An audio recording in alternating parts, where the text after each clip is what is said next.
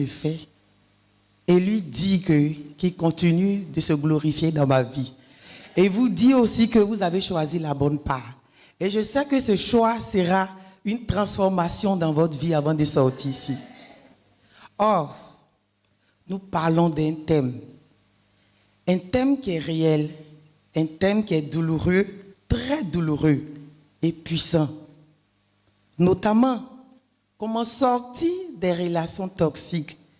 Ce thème qui nous abîme, ce thème qui nous vole notre joie, notre épanouissement, ce thème qui nous dévalorise. Mais aujourd'hui, pour sortir de cette relation toxique qui nous mine, nous allons sortir de cette relation toxique, nous allons les identifier.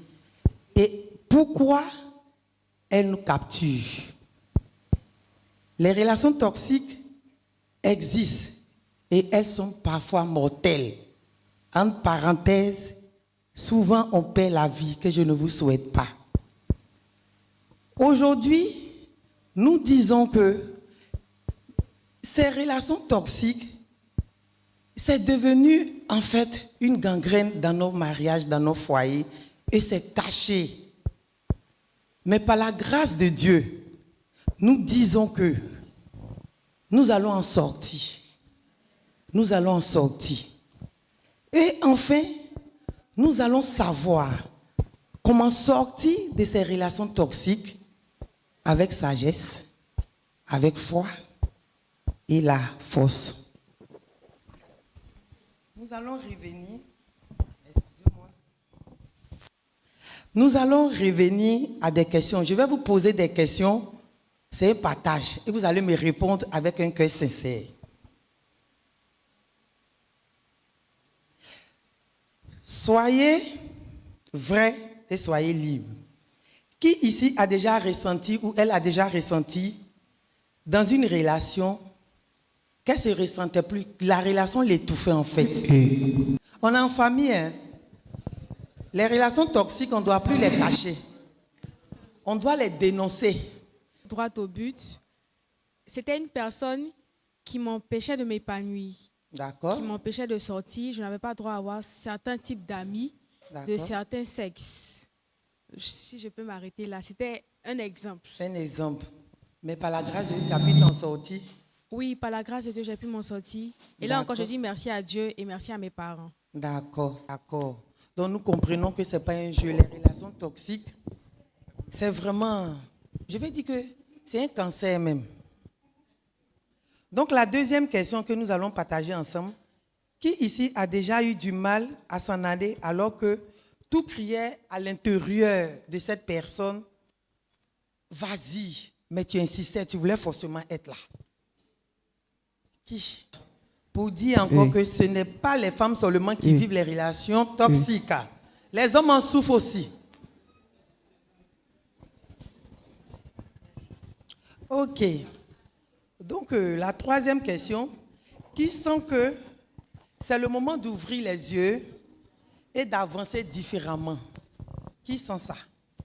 Qui sent que elle ou elle vous est arrivé en ce jour et vous savez que vous, le fait même d'être là, même les yeux sont déjà ouverts et puis vous allez marcher différemment pour dire quoi? En partant, je me dis que tout ce qui était relation toxique, je dois choisir une décision. Parce que je ne dois pas rester là-dedans. Comme je l'ai dit dans mon introduction, les relations toxiques, j'ai dit ça tue. On a des exemples. Donc, par la grâce de Dieu, si le Saint-Esprit, avec ta relation avec le Saint-Esprit, il te dit de partir, papa, maman, il faut quitter. Il y a mieux ailleurs. La Bible même dit que la seconde maison sera plus grande que la première. D'accord? C'est la troisième question qu'on vient de faire. La troisième. D'accord? Donc, je vais vous dire merci pour votre patience et vous dire merci pour votre sincérité. En tout cas, vraiment, ça a été un moment super. Un moment que des personnes ont ouvert leur cœur. En ouvrant votre cœur, ce n'est pas à moi, ni à une personne dans l'assemblée, mais c'est au Seigneur qui change toutes choses dans sa grâce. On va passer maintenant à un mini-enseignement. Il y a plusieurs signes, hein, mais nous, on a choisi que 5 signes des relations toxiques. Comment reconnaître qu'une relation est toxique? Voici quelques signes évidents. Tu perds le premier signe, nous allons dire que tu perds ta paix intérieure. Quand tu es avec une personne, tu ne ressens plus la joie. Tu n'as que la tension, comme le papa a dit. Il a peur même d'aller à la maison parce qu'il y a le feu là-bas. Donc ce sont les signes. Quand tu sais que tu es dans une relation toxique, ta joie, ton épanouissement, là, tout se perd, tout disparaît. Ça, c'est le premier signe. Maintenant, le deuxième signe, tu as peur de t'exprimer librement. Tu marches comme si des œufs. Quand tu es dans la maison, attends, je vais faire attention à ceci. Attends, je vais faire attention à cela. Qu'est-ce qu'il va dire? Tout ce qui sort de ta bouche énerve la personne. Tu sens dans ses narines. Je vous dis la vérité. Papa, c'est pas ça.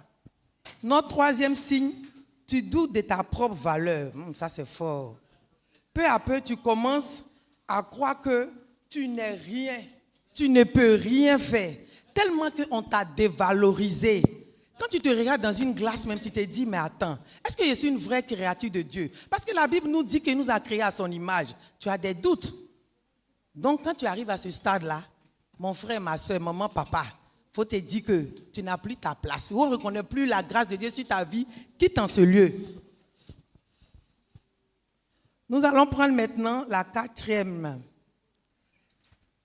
La relation s'éloigne de ta famille et de tes amis ou de ta foi. Progressivement, tu t'isoles. Tu es dans ton coin. Tu ne peux même pas parler à quelqu'un. Parce que je me dis que même si tu es une personne qui ne parle pas, ou bien casanière, ou bien une personne, peut-être que tu as des amis, mais on dit quand tu t'isoles là, tellement il t'a dévalorisé là même là. Il dit, tu te regardes, tu te dis, tes amis, tu n'as même plus d'amis, même plus de parents. Il t'isole, tu es dans sa main, il fait ce qu'il veut de toi. Il te met où il veut. Quand il te prend, s'il dit, toi tu dois dormir à 16h, lui il va te dire, dors à 15h, tu vas dormir. Parce que tu cherches, tu as l'enquête de l'amour. C'est quel amour tu cherches? Quel amour? J'ai dit, si tu es dans ce cas-là, rappelle-toi que le Seigneur t'a racheté un grand prix. C'est cet amour-là qui ne peut être irremplaçable. Un être humain qui a été créé par Dieu ne peut pas enlever le souffle de vie que le Seigneur a mis dans ta vie. Donc, mon frère, ma soeur, quitte ce lieu. Parce qu'aujourd'hui, on ne joue pas à ça. Donc, le cinquième signe, tu es toujours en train de t'excuser. Tu t'excuses.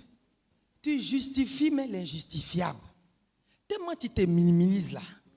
Arrivé un moment là, la douleur même là, ça te frappe dans ton corps, âme, esprit. Mais tu es là. Les gens, quand durant ton, je me suis mariée. Faut pas, ils vont dire ça. Oh, tu es en train de mourir à petit feu. Un matin, tu te lèves à AVC. Donc, si tu es dans ce cas-là, il faut quitter là.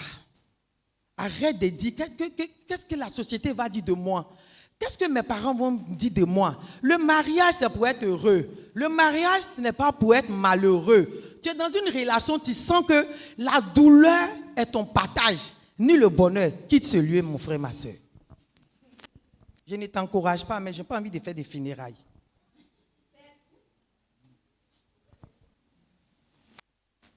Ok. On a fini notre mini-enseignement. Je voudrais qu'on prenne une minute, vous vous remettez en vous-même et vous vous posez ce genre de questions. On va baisser la tête doucement, doucement s'il vous plaît, et on va se poser ce genre de questions. Doucement.